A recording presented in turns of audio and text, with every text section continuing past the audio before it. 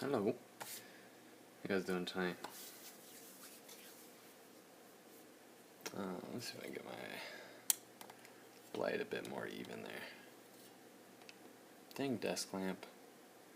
Like I have like the most basic, cheapest desk lamp ever. I honestly just need to get a new one, like really, really badly. Like it's time. I think it's time to invest some actual money into like a nice lamp. Cause like I got this one and it works fine, but it's just a basic lamp and the light is really yellow and it's just kind of been getting on my nerves for a while, but I'm finally starting to have enough of it. So I was talking in my last stream about getting some new pens. They're not really new. They're kind of the same pen I've been using, which is my Pilot G-Tech C4, just denotes the size. It's a 0.4. And I had a couple of these that have been sitting on for a while, and I decided to try something new. Try the high-tech C Maica, which is, from everything that I've read, the exact same insert as the G-Tech C or the high-tech C, but just a different pen body. But they're actually like $1 cheaper ordering them, because you have to import them from Japan. They're really hard to find in the US, and so these ones are a little bit cheaper. So I'm going to be drawing with it. I played with it a little bit earlier today because I just got them in today, and it feels pretty much exactly the same. As you can see, there was just a little scribble there with the mica, and then a little scribble with the. It looks exactly the same.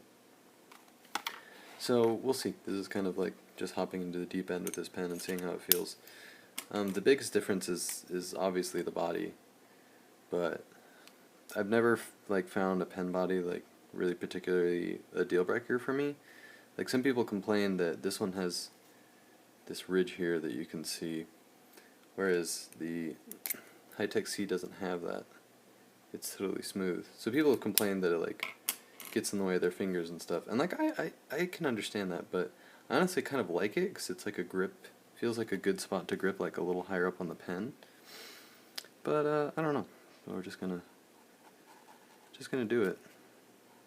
It felt nice when I was trying it out before. Just as nice as the other ones. And I honestly, I like the pen body. Like, my lighting is really crappy right now, so you can't see super well, but it has this cool, smoky crystal type see-through cap, which is really cool, and I kind of like the fanciness of the labeling and stuff like that. It's a nice looking pen. It feels good to use. The high-tech C, somebody asked about the cost. Depends on where you find them. I try to get them off of Amazon and stuff, and they're usually between $3 to $4 a piece. I was looking to get a small set, with just 3 pens or so, because they last a really long time. Because they have a huge ink reservoir in the insert, so they last a really long time. So I just wanted to get 3 of them, and I was looking on Amazon, and the high-tech C's, 3 of those were $9 roughly, $9.50 or something like that. And then I saw next to it a set of 5 of these Micas was also $9, so it's the same price for 2 extra pens. So I was so I decided to do a little bit of research about the pen, and read about people that use them and compare them and stuff. And pretty much what I came to, came to the conclusion that it's the same insert, just in a different pen body. Which, a few people complained about not liking the body as much. A few people like the mica body better than the high-tech C body, so I think it's just a matter of preference. So far, like I said, I don't really mind the difference at all. Because, I tend, sometimes I draw from really far back in the pen, and when I do, I draw, way back here, far away from where that lip is. But most of the time I draw, really up close. I draw with my fingers, so I'm always really far up on the pen anyway, so this ridge really isn't getting in my way at all.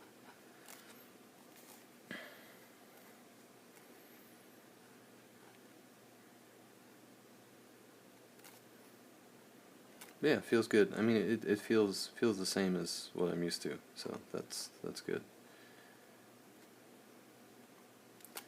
Also, the mica does come in a variety of colors. The high-tech Cs do as well, but the mica is kind of marketed as a colored, like as a colored pen, and all the pen bodies look really cool in all the different colors as well. And I do eventually want to get a set of all the colors. You can get like a set of like 30 colors, I think, which is really cool. It's fun to draw in different colors. You see on like my Instagram and stuff. Like even if I do like some black line work and then like fill the blank space with like pink or something, like it's just really fun to do.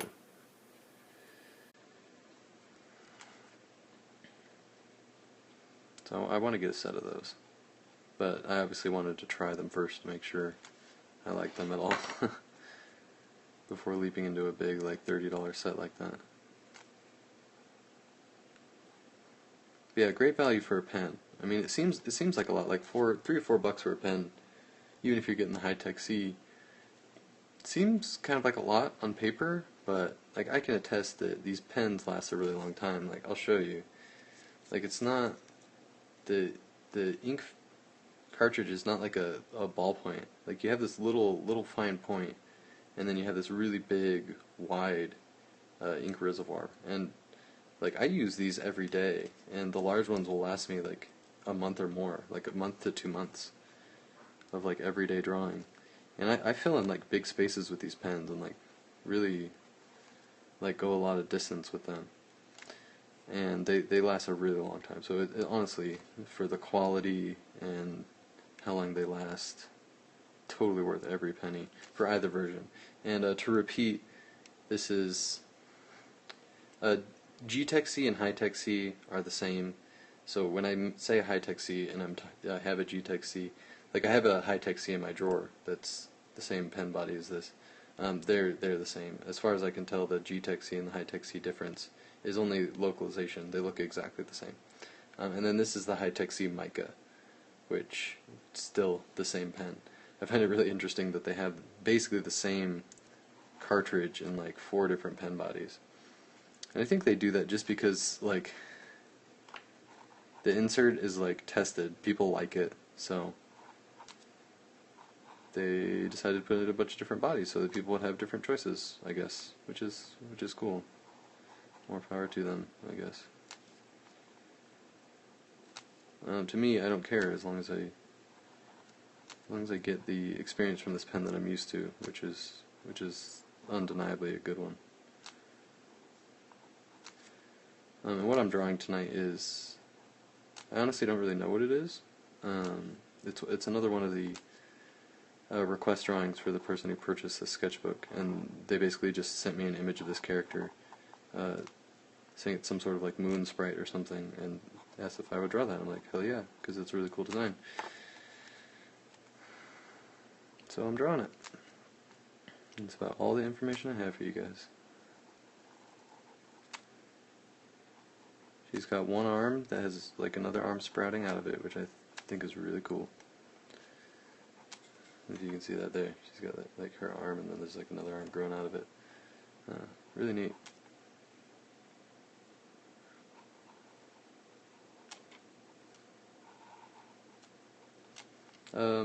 Oh, how much?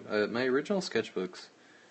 This size is like it's like 5 1/4 inches by 8 something inches, which is a pretty decent sized sketchbook. 60 pages, front and back, so like 120 total pages. I sell them for usually $3.50. And like I go through a sketchbook like every month or every other month. Like I go through them pretty quick. So if you're interested in one, let me know. And I know I get a lot of questions too, will I ever make like copies of my sketchbook, like a book to sell? Yes, I will. I will eventually make an art book that's like a compilation of a bunch of my sketches. But I want to do it from more than one sketchbook, not just one. Because some stuff in my sketchbook is like cool to sell in like a digital collection for a few dollars on Gumroad, but like for an actual printed book, like I want to make sure it's like the highest high quality drawings, like the best of the best. Because I kind of market my sketchbooks on Gumroad as like, sorry about the autofocus there, guys. I really hope they fix that with this app.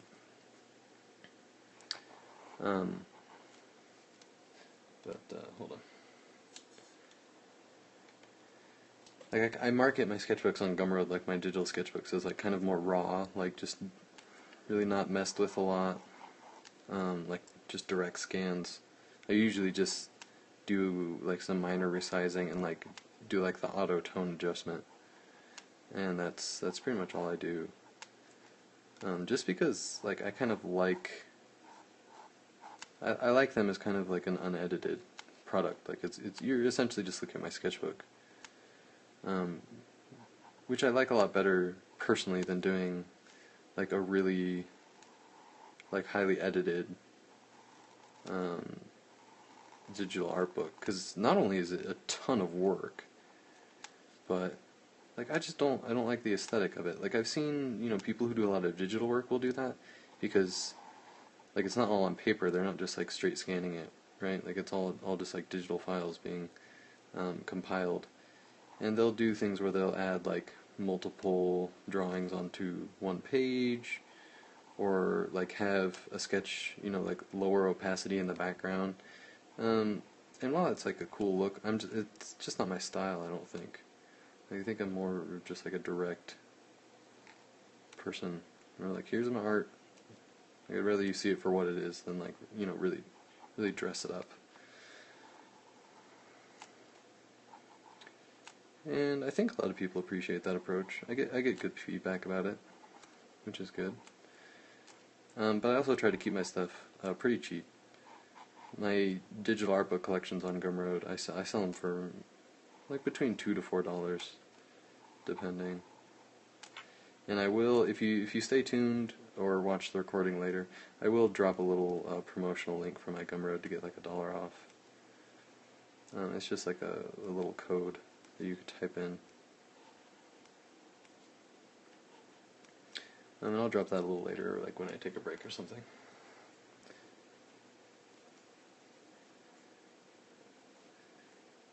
The only issue I'm having right now is like I used some lotion on my hands, and it's not a lotion I normally use, and it's like really slippery. I'm having a hard time getting a grip on this pen.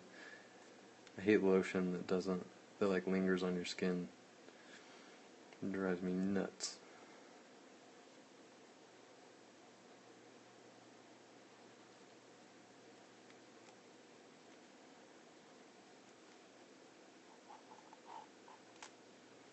A couple questions there that I saw. Somebody asked if I watch anime. Kinda. I'm by no means like an avid anime watcher, and honestly, it's just because I don't watch a lot of like TV or movies or anything. Most of the time, I'm watching like stuff on YouTube. I watch a lot of Let's Plays and stuff. Simply because I don't have a ton of time to play video games, and I don't have the only console I have is a Wii U, I have a Nintendo DS also, 3DS I mean. But other than that, like games I want to play, like Bloodborne and stuff, that you know I'm probably never gonna play those games because like I don't ever plan on buying a PS4. Like I don't have time to play games, and I don't have the money to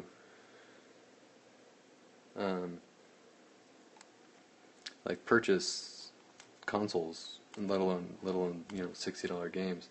So I watch like playthroughs of people playing games that I would otherwise not get to play. So that's what I spend most of my time watching. I watch a lot of Game Grumps. Watch PewDiePie, Markiplier, and I also for the Souls games and RPGs in general, I like watching Epic Name Bro. If you haven't heard of him and you're a fan of Dark Souls or Demon Souls or any of those Souls games, I definitely recommend watching his videos because he like goes really deep into the lore of the games, and trust me, those games have very extensive lore, and so he you know he talks about it and talks about theories and stuff, and he actually kind of has an inside perspective because he did a lot of play testing. I think he helps. What was it? He helped work on like the guide, the official guide for Dark Souls. So he's got a unique perspective, and I love those games so much, and I love the lore and the world building. That he's a really great source of information. And he's currently going through a playthrough of Dark Souls where he kind of like goes back and just like really digs through everything. He's essentially 100%ing the game and talking about it along the way. The one thing about these pens that I will mention is sometimes when you first use them, they can be a little frustrating because they'll kind of like skip a little bit, and I think that's just because of the ink like settling in. Like it hasn't been used, and so the ink is new, and the cartridge is like you're just getting everything flowing. So, like they can be a little frustrating at first because they skip a little bit, but you just gotta kind of like work through it. But just something to be aware of when you start using these pens. If it's something you want to try. Let's see what else. Yeah, Markiplier. Somebody mentioned I love Markiplier. He's funny. A lot of people talk crap about those kind of YouTubers, like reaction gamers on YouTube, that kind of like, you know, allegedly exaggerate their reactions and stuff. When they're playing like a scary game, they like scream and stuff. I don't know how much truth there is to that. Sometimes it feels like it may be exaggerated, but I don't think it cheapens the experience at all. I enjoy it. Also because like a lot of times if I'm watching something and I'm drawing, I'm not always looking at the screen, so when I hear Markiplier scream, then I know to put it back like 15 seconds and watch, because it's always funny to see what happens. But yeah, I mean, I feel like I totally got off topic. I have watched some anime to actually answer the question. I don't watch it regularly. I've been really itching to watch Gurren Lagann again, and I think I'm gonna need to do that pretty soon. Like I kind of go through a cycle of like rewatching all of my favorite animes rather than watching new stuff. And Gurren Lagann is one of my favorites. It just makes me happy. It's such a good anime. Like early in the year, like January, February, I was rewatching all of Evangelion, all of the series, all of the movies, and then I rewatched Cowboy Bebop in like the spring.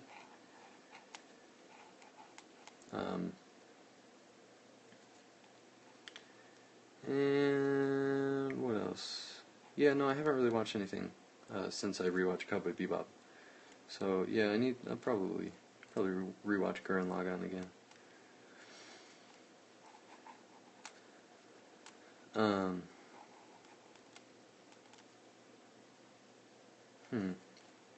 What's the other question? Oh, how did I develop my style? That's an impossible question to answer. Mostly because like I don't think I've really like settled on a style yet. I mean, maybe I have. It's probably more apparent to other people than it is to me. And I will answer the question about art school. I'll kind of answer it at the same time. I don't know, like I feel like I'm still trying to develop my style, and I know there are a lot of elements that are kind of that are constant, like the way I stylize things, and you know the way I draw like clothing and wrinkles and stuff like that. Like that all stays pretty constant. And honestly, that's just a natural development. That's just something that happens naturally over time while you're drawing. You just kind of like settle into your way of drawing things, and there's really no way to force it. Like it's just something that like I said, it happens over time. It's not a process you can rush. There's not a tutorial you can read. It's basically just practicing, and like expanding your art vocabulary, which I say would include like subject matter, things you draw, tools you use, the medium you use, stuff like that. Like just practicing doing a lot of different things, and then you'll kind of pick up, without knowing it, the things that you do, like your own little habits. And that's, I think, what your style is like it's your habits. And it can be something as direct as, I use this pen, this is the pen that I use. Or it can be like, whenever I sit down to draw, like I have to be drinking tea, like that's your style. When I draw a door, like I always draw it with this certain style of knocker or this certain style of door handle, because like that's what I know, or like something just so like specific as that. Like I always draw doors with this style of handle because that's the kind of handle that the house I grew up in had. It's like little things like that you can't force. It's just stuff that happens. And I feel like I'm getting closer to a style that I think I can call my own. It's something that feels comfortable to me, and I think that's a big part of it too, is like what feels comfortable to you is your style. Like if you're drawing something and it feels out of your comfort zone and it's uncomfortable, like, I don't know, like, don't do that. Like, I think if you really want to push finding your style and figuring out kind of like your niche, do what's comfortable. Do what's comfortable. Because, like, there's no point in being uncomfortable while you're drawing. There's really no point. Like, it should be something that you do for enjoyment as much as anything else, whether it be for a job or, hobby or relaxation, etc., etc. But yeah, I think art school, like, it had a big effect on me. It was a huge learning experience. And kind of like, I would say, the start of me being serious as an artist, like kind of solidifying, because like I'd be totally upfront that I didn't finish art school. Life happened. My wife got pregnant, and we had to move and stuff, and I didn't want to be piling up a whole bunch of debt right before I had a kid, and so I stopped about 3 or so semesters in, and I think that was a good choice. I think I got as much out of art school as I needed at the moment. And in that moment, I basically just needed to know that I could do it. And being around people that were pursuing art as their career, and being around teachers that, really helped give me validation that I think I really needed, because like prior to me going to art school, I was like not focusing on art at all. I was even considering going into like computer science. And I just wasn't really drawing all that much. And then, that was kind of the, my wife, she was my girlfriend at the time, but she urged me to, pursue it. She's like, you do this and like, you're good, but you could be so much better. And if it's really something you want to do, then you need to pursue it. And so she kind of helped kick me in the butt and get me into it. And so I think that I got what I needed. I think what I needed out of art school was to know that I could do it, and to get, more importantly, well, not more importantly, but also very important, is to get like some base level skills. Because like I was decent. Like I could draw things, and they most of the time looked pretty nice, but I didn't have any of the like technical skills. Like really knowing how to draw in perspective. I didn't really know how to use Photoshop. I hadn't really done a lot of life drawing, and all those things I got in art school, and they're kind of difficult to get elsewhere, especially in an environment where you're surrounded by teachers, people who've worked in the industry, who have been there, and kind of know how to guide you. Because like, I'll tell you, art school is by no means a necessity, but if you have the means to do it, and you're really, really passionate about it, I recommend at least trying it. Because it did a lot for me when I was just starting out. And like that's something like you can go online and find you know pictures of models, figure drawing models even to draw and kind of learn the basics. But I feel like in an environment where you're in art school, like it's just kind of it's a more nurturing environment, and you learn those things at kind of an accelerated pace because you're not only teaching yourself, you're being taught, you're being instructed. So it's a different environment, but definitely worth looking into. Like I can't say that it's worth it or not worth it either way because it all depends on you and your experience. And what you want to do. And what you want to do. That's important.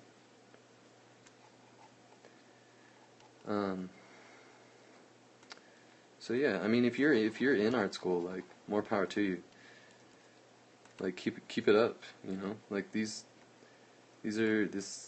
art school is an experience that you really can't get anywhere else. And there are things that are very much similar to it that you can get online. So don't feel discouraged if you don't have the means or resources to go to art school.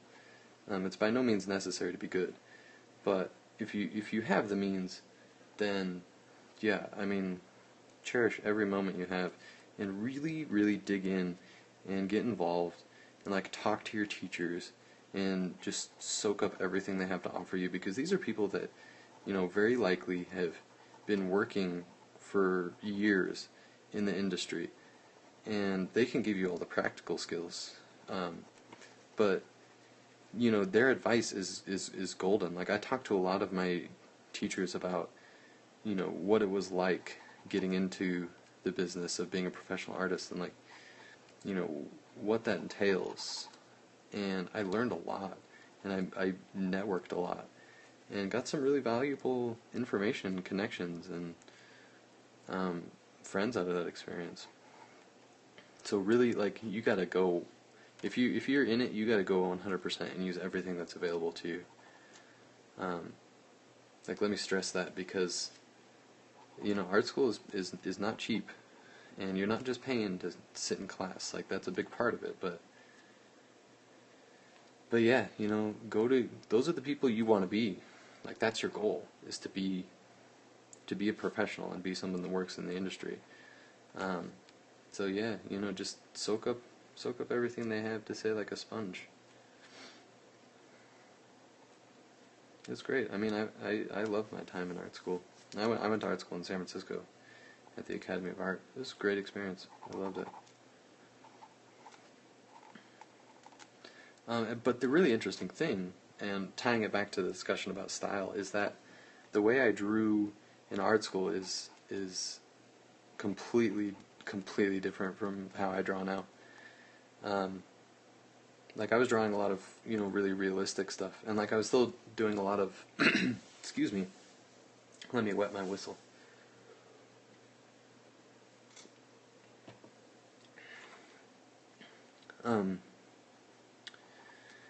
Like I was doing a lot of still like really finely detailed line work and stuff like that, but I had more of a focus on realism. And I think like one of the really important things I learned in art school was that I'm good at realism, but I don't like it. And kind of trying to find a balance between realism and stylization, not only for time's sake, because it takes forever to draw photorealistic. I've drawn of like photorealistic portraits and still lifes and stuff, and man, so much time, so time consuming. And there's some people in those classes that like lived for that, like they just loved putting in the hours, like doing tiny details and stuff. And I did not like it. Like I was good at it. I'm not even gonna brag, or I am bragging. I'm gonna humble brag. No, it's not really humble. Like I'm kind of just bragging.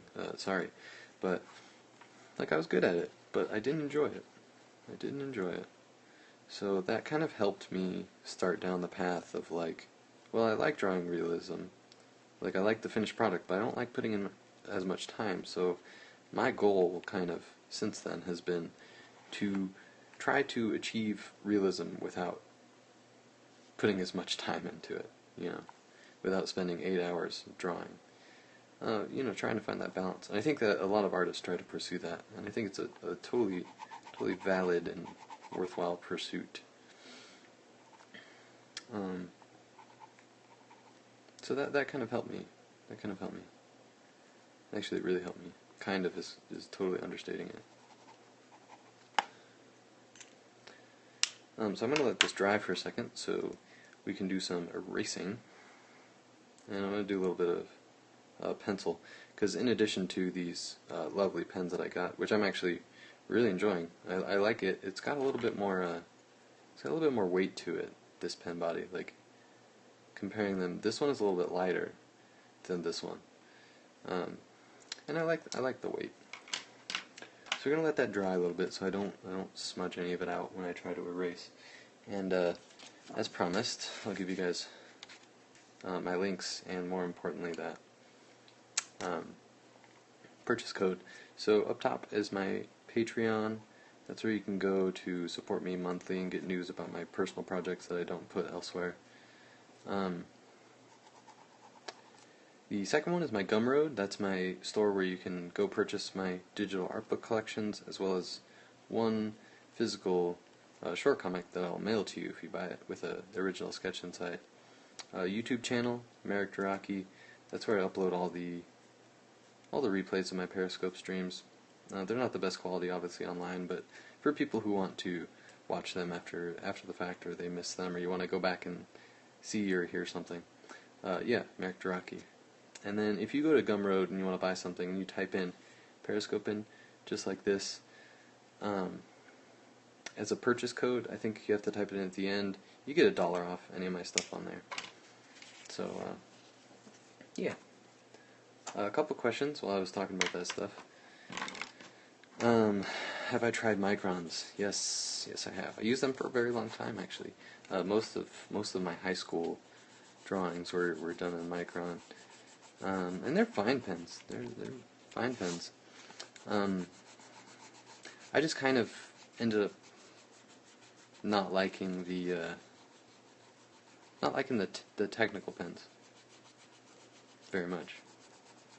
I don't know, they're like too smooth for me or something. I don't really know. I don't like them. Like, I break the tips, like I smash them, and I just don't really like them all that much. But they're great pens. Like, and they're really affordable too. That's a big part of it.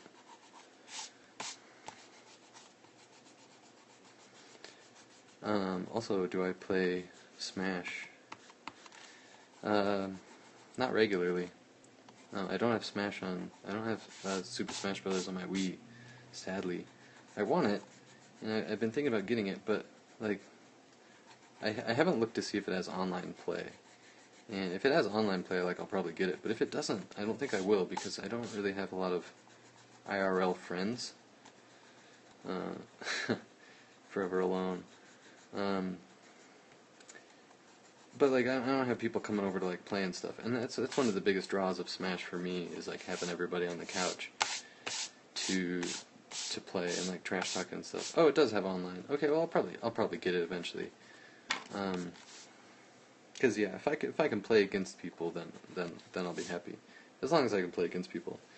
But yeah, I love Smash. I started playing Smash on Nintendo 64, man. I started playing it on Nintendo 64. And I've played every game that's come out. I used to play Brawl with my friends in a couch type situation. And man, I played the demo of it on my 3DS. And I don't know, but do both of them have online play? Because I'm pretty sure the 3DS does, but the Wii U was the one I was unsure about. So I played the demo on my 3DS, and I actually did get the opportunity to play the Wii U version as well, momentarily with somebody. And I really like the Villager, man. I like the Villager.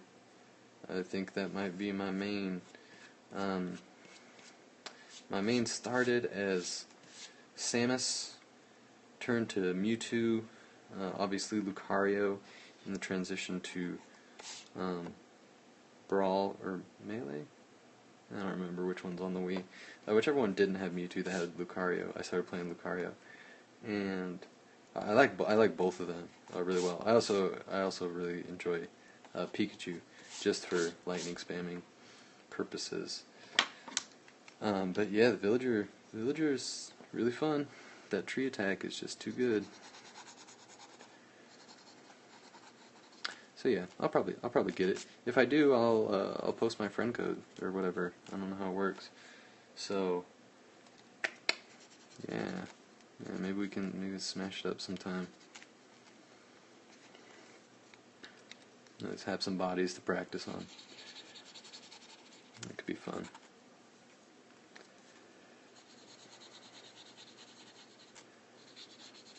Oh, I also put a post on Twitter today, basically saying that I was kind of like half joking, but some people actually responded to it seriously, which I was actually really excited about.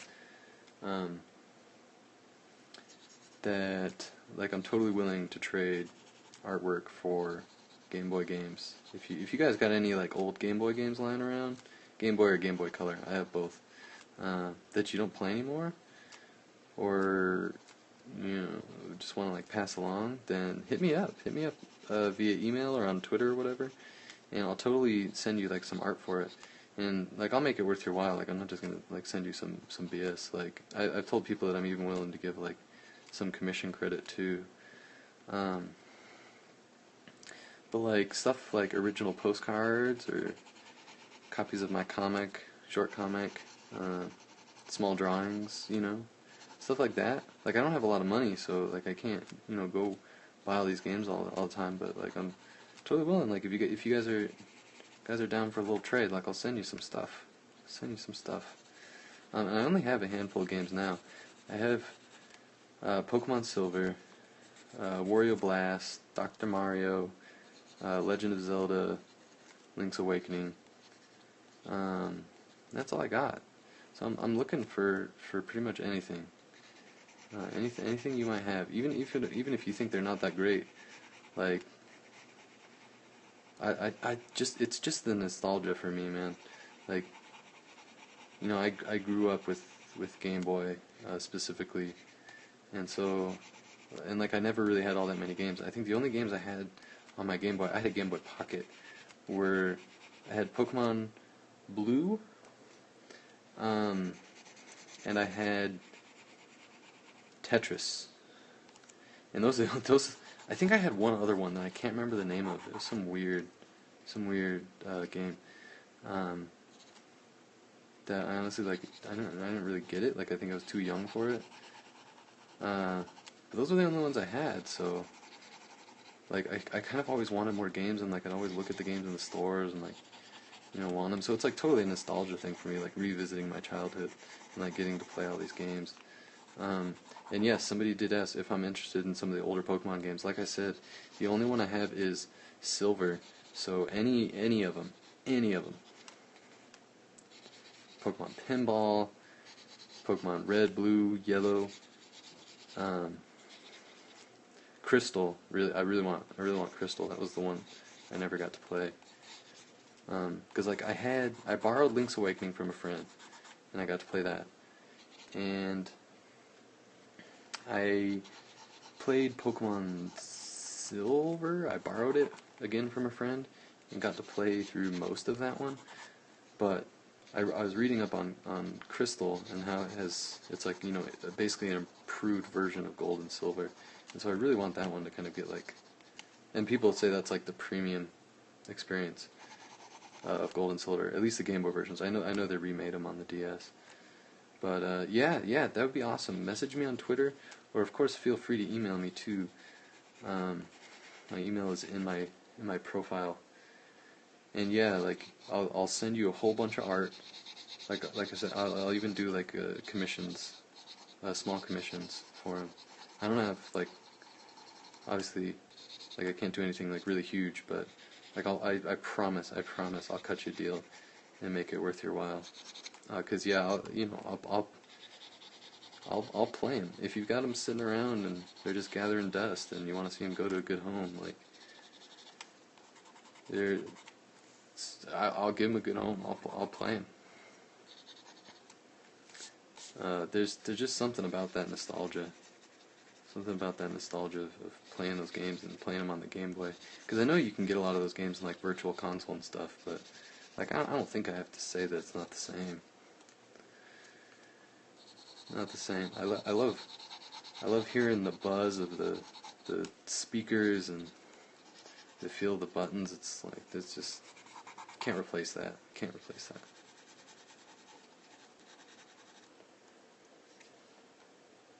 Yeah, yeah.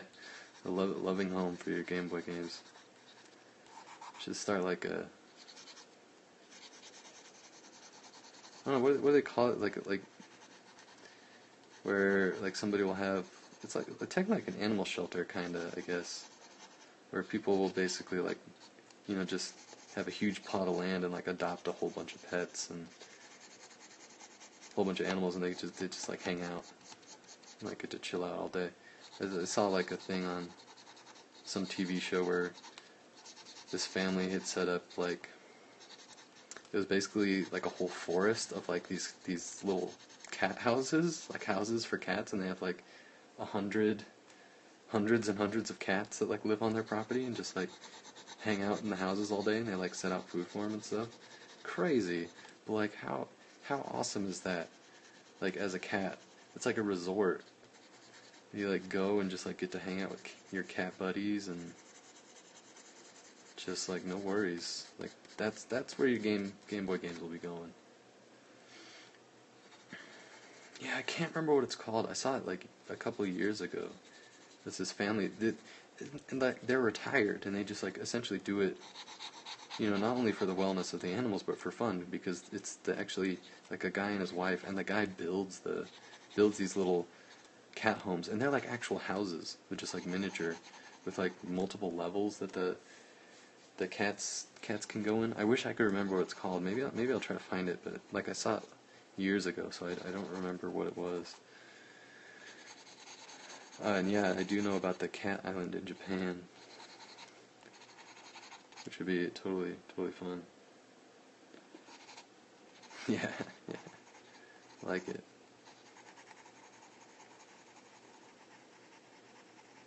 The other game that I really want, that I've really been looking for, and it's like I can find it on eBay and stuff, but like I said, I don't have the money to be spent on games. It's Pokemon Yellow. I never played that one, and I never really like saw anybody play it or like got to borrow it or anything. But like as far as I know, it's like a version of Red and Blue that's been like has all the content from the anime, like the early anime, which I also watched when I was a kid. I grew up like right at the peak of like the Pokemon craze, when like the movie came out and like everybody was into the cards, and like all the kids on the playground like were trading cards and battling all the time. And like it would just like that was I always saw that game, and like I think I saw a screenshot of it in like Nintendo Power, and that I know that totally dates me.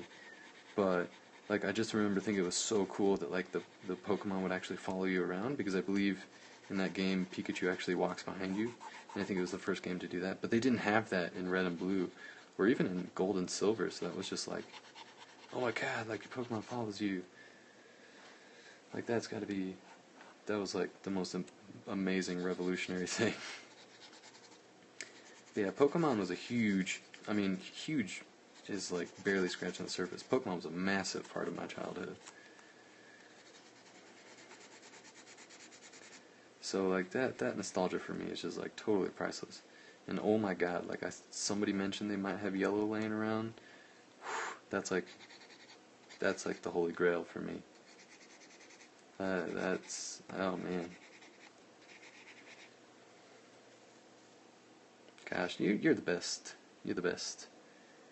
Mini Mad Eye, if that is your real name. I'm kidding. Yeah, if you have definitely hit me up. Definitely hit me up. I'll work something out. I'll send you a care package of goodies. Maddie, nice to meet you. Nice to meet you. I also saw that somebody somebody mentioned that whenever they saw my name, they thought of Meraki Jiraki, which is actually funny because when I was in high school and I was in marching band, there was a guy in my marching band that always called me Meraki. So that's just funny. I guess it just comes naturally. That's cool. I'm cool with that.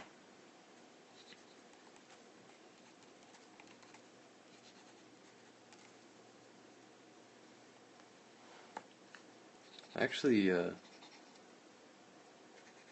I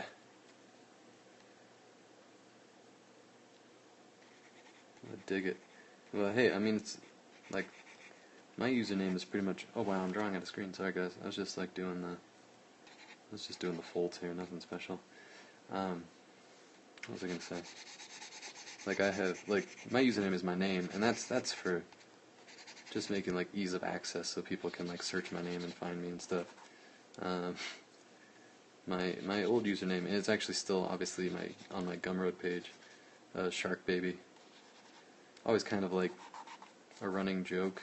If you guys have ever seen It's Always Sunny in Philadelphia, there's an episode where they talk about Clown Baby, and they're arguing whether or not it's like a baby that's a clown, like a baby with a clown face, or like an infant clown, like, you know, how a clown baby would work. And so Shark Baby is kind of the same thing. So like, just because I think like the imagery of an infant with like a, you know, shark head is like super funny. That's pretty much how it started. It was like my old username on Steam when I used to play like Left 4 Dead and Team Fortress 2.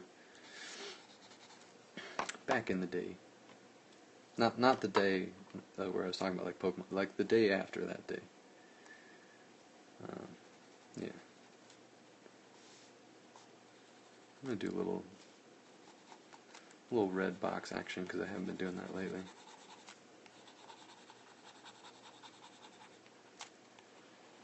And I also did want to say that, you know, I know that I mentioned that I am going to be trying to stream every night, and that's not always going to be totally realistic. So, like last night, I was just like, I got caught up in stuff. Like I have some stuff that I'm finishing, like crunching deadline on, and like I thought I was going to get it done, and I just decided to like do more last night. So I kind of didn't get around to streaming. So I'm sorry about that. But yeah, I'm gonna try at least at the very least, just because I'm gonna be busy for the next few weeks, because I've actually got like some small jobs that I'm gonna be working out of the home for, so I won't be able to like stream or anything when I do that stuff, obviously. But I'll try to get a couple streams in next week, but it might be kind of sparse just because of that. And in regards to like posting your stuff, if you're gonna start posting your artwork, like I totally recommend just using your name as a username, especially if you're gonna want to start building like a fan base and like gaining more exposure. Like it's best to just use your name, because thinking down the road, like when you're at a place where you start applying for jobs, or you kind of, you know, are gonna want people to contact you, it's 1,000 times easier for them to just search for your name. You know, if you go on Twitter and search for Merrick Jiraki, like you get my account. But if I had, you know, my username is like Shark Baby or something, and somebody tried to search for Merrick Jiraki, there's a chance they may not find me. And if it was somebody that wanted to contact me for a job or a commission, you know, I've potentially lost their business.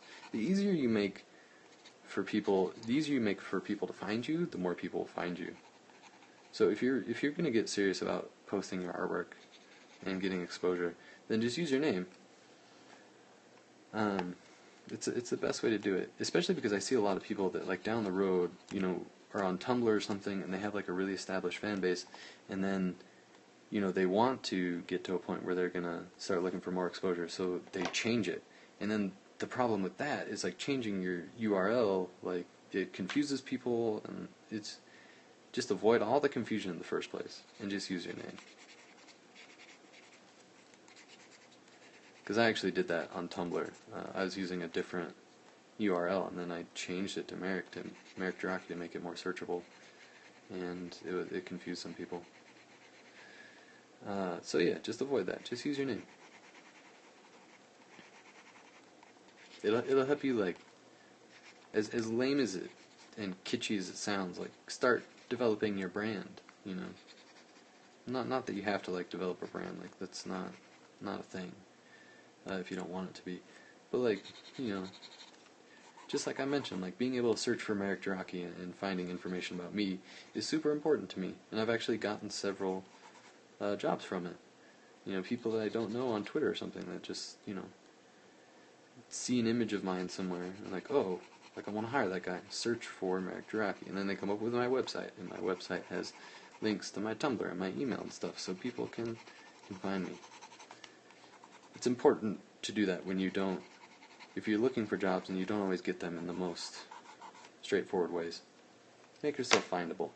That was something I learned from art school, actually. Yeah, I drew this thing. I hope you guys like it. It was a lot of fun to draw.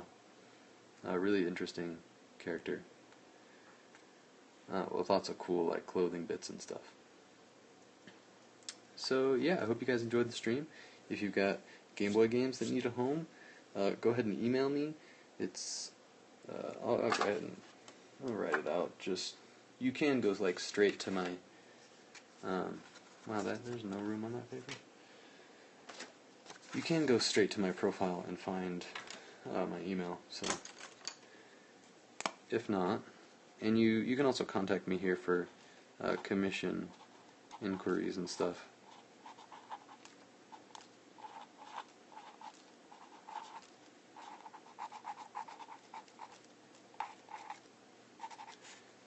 mjaraki89@gmail.com. You can also just, like, say hi if you want. I also, like, I don't mention that often, but, like, if you, like, I guess I can do, like, critiques too. That's another thing that's really beneficial about art school, is being around people who can critique your work and give you constructive criticism.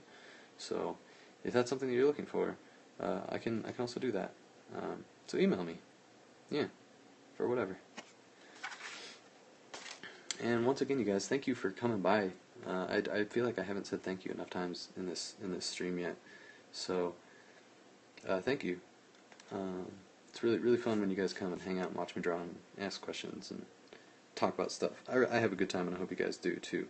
So I hope you guys enjoy watching me draw. I surely enjoyed drawing for you, and I hope you guys have a great morning, night, or afternoon, or whatever you're doing. So I'll see you guys later. Hope to see you next time.